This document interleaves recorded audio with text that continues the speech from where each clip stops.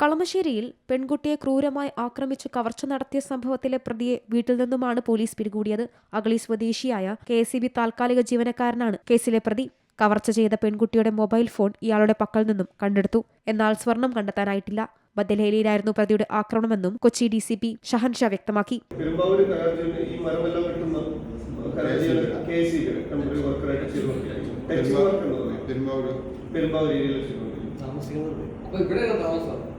അല്ല, സ്വദേശി അഗ്നി സ്വദേശിയാണ്.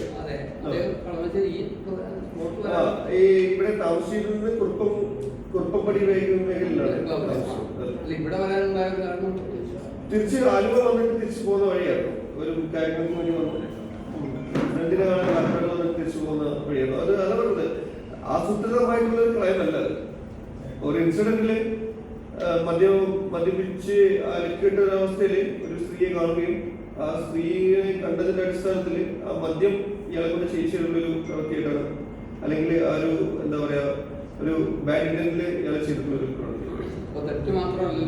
അതാ പറഞ്ഞത്.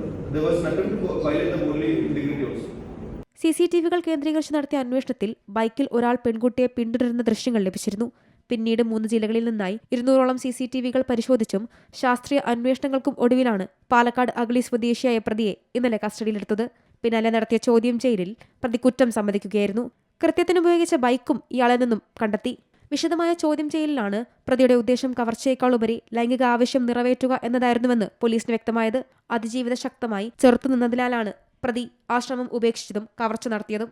ഈ മാസം 15-നാണ് കേസിനാസ്പദമായ സംഭവം.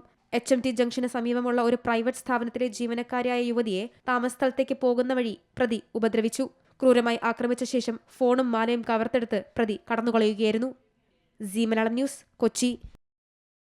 ഏറ്റവും പുതിയ വാർത്തകളും വിശേഷങ്ങളും വിരൽത്തുമ്പിലറിയാൻ സീ മലയാളം ന്യൂസ് എല്ലാ ഡിജിറ്റൽ പ്ലാറ്റ്ഫോമുകളിലും ലഭ്യം.